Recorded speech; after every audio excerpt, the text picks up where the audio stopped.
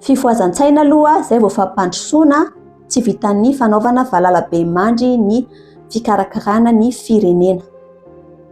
Raha tsy hoe isika mihitsy no tsy te ho malagasy intsony satria iondrana aty ivelany daholo, ilefa daholo, zany hoe initsika ho potehana zany ilay firenena malagasy dia hafa indray zany. Ny tsy fahampiana ara-tsakafo dia mitarika tsy fahatomombanana amin'ilay atidohan'ilay olona mihitsy.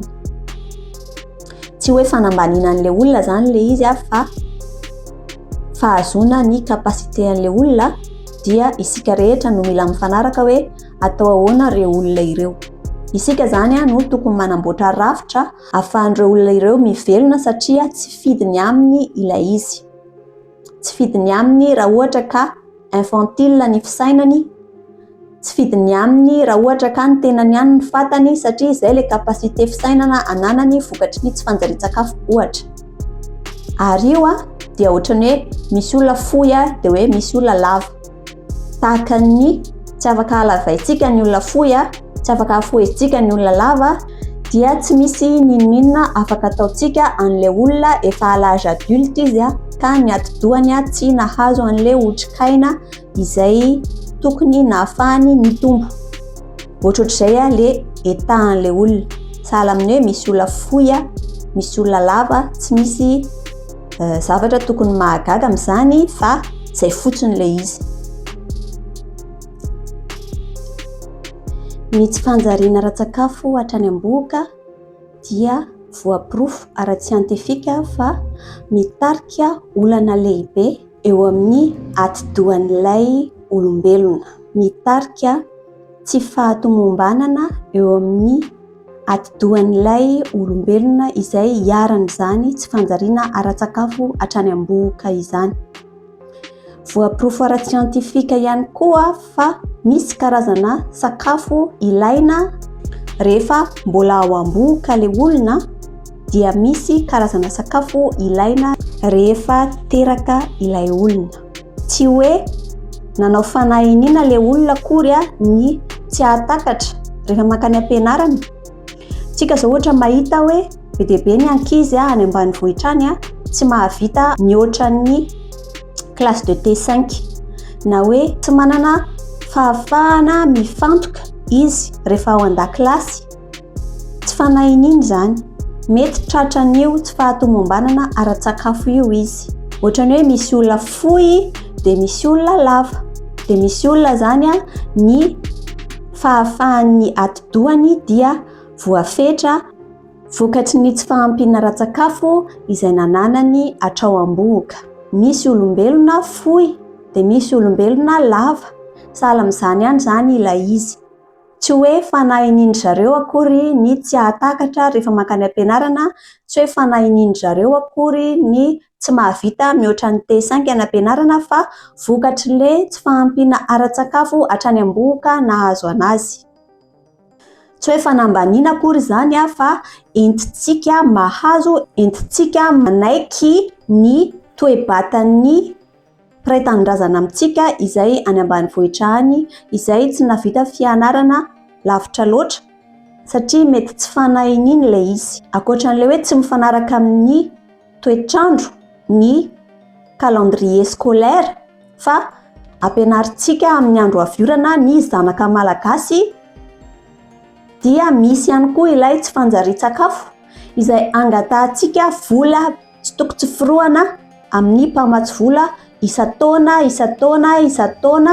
hatramin'izay niainako efa 30 taona mahery zao na henoko an'izany tsy fanjarian-tsakafo miatra ao Madagasikara izany, indrindra any amin'ny faritra atsimon'ny nosy. Tsy mety tapitra mihitsy zany ilay tsy fanjarian-tsakafo nefa ny vola amina million de dollars no alain'ny fanjakana ny fandimby any amin'ny mpamatsy vola. Mampametra-panontaniana hoe efa mba nisy vahaolana maharitra ve no raisina sa faly amin'ilay mangataka isa-taona fotsiny.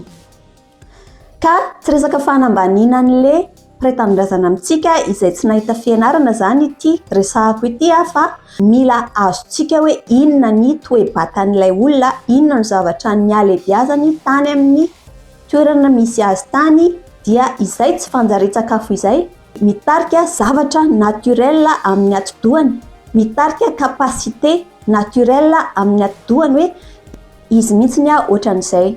Resaka fomba fahitana zany izy ity, hoe mety tsy fidiny amin'ilay ankizy any ambanivohitra any ny tsy hanohy fianarana lavitra, satria izay mihitsiny ilay kapasité ananany, satria izay mihitsiny ilay vatany vokatry ny tsy fanjarian-tsakafo. Io resaka io zany dia tena mahagaga mihitsiny satria efa aman-taonany isika miady amin'ny tsy fanjarian-tsakafo, mbola miady amin'ny tsy fanjarian-tsakafo foana hatramin'izao.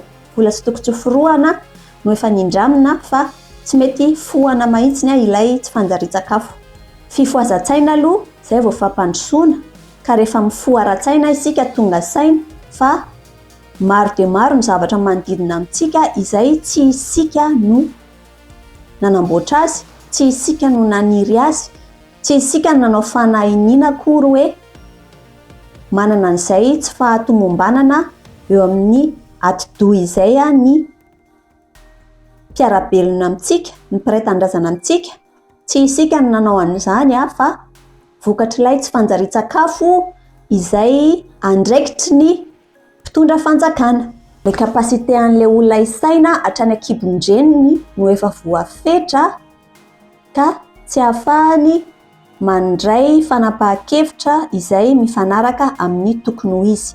Fifohazan-tsaina aloha izay vao fampandrosoana, ka isika izay tsy dia niaran'izany tsy fanjarian-tsakafo izany, isika izay somary ataoko hoe nahazo tombony teo amin'ny fiainana satria tsy tao anatin'izay tsy fanjariana-tsakafo lalina izay zany dia tokony manomboka tonga saina fa mila avotana ny mpiray tanindrazana. Fifohazan-tsaina aloha izay vao fampandrosoana, ka rehefa mifoha ny vahoaka malagasy hanangana firenena malagasy dia hitsangana ary handroso ny firenena malagasy. Raha mbola mijanona Valalabemandry ny vahoaka malagasy dia atao akory moa fa hanompo ny mpitondra sy ny taranany no atao raharaha ao Madagasikara ao. Rehefa izay moa ny safidintsika dia inona moa no azo atao amin'izany? Fa izahay RCR zany dia miala nenina arak'izay azonay atao. Karazany anankiroa ny vahoaka malagasy, ao ireo eritreretina hanavotra, ao ilay mila havotana. Ny atao hoe manavotra dia olona mandray andraikitra, mahafantatra ny atao hoe fananana iombonana, mahafantatra ny atao hoe tombotsoa iombonana, ka mametraka ny tombotsoa iombonana alohan'ny tombotsoa ny tenany manokana. Fifohazan-tsaina aloha izay vao fampandrosoana dia rehefa mifoha isika dia tonga saina fa mila manavotra ny mpiray tanindrazana.